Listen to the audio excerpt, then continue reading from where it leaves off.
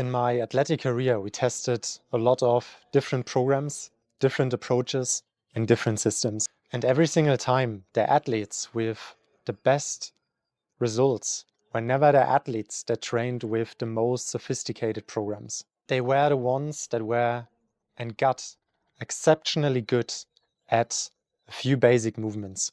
And that's it. I've seen this pattern repeat for years. And it taught me one thing I wish someone told me earlier. Most men make fitness way more complicated than it needs to be.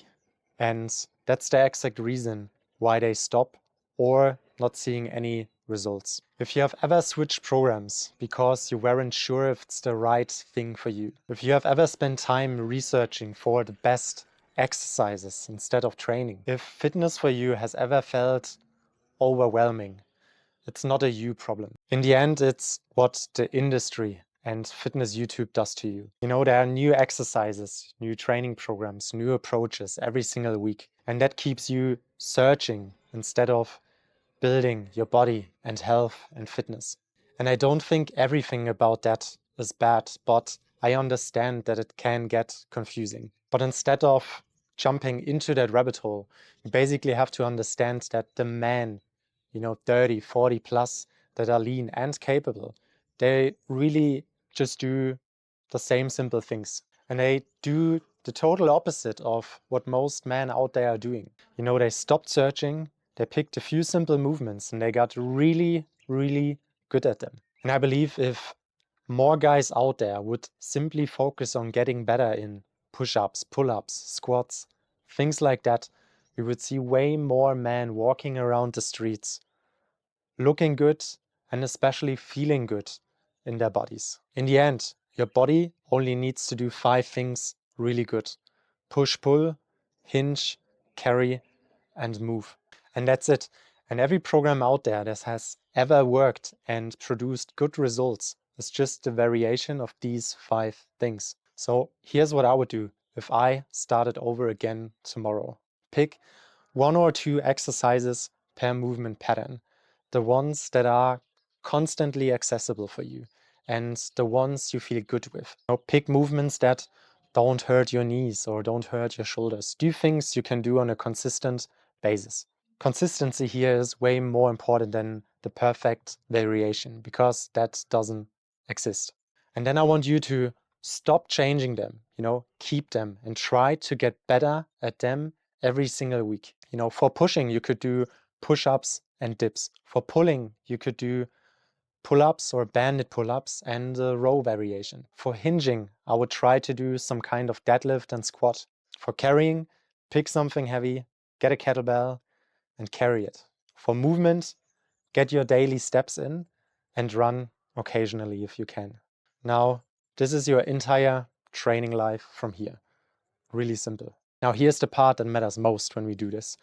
We don't want to train these exercises. We want to become really good at them. There's a really big difference between a man that does 3 random sets of push-ups or pull-ups and a man that can do 15 clean, full range of motion, dead hang pull-ups in a set. One man is exercising, the other one is building a really strong base.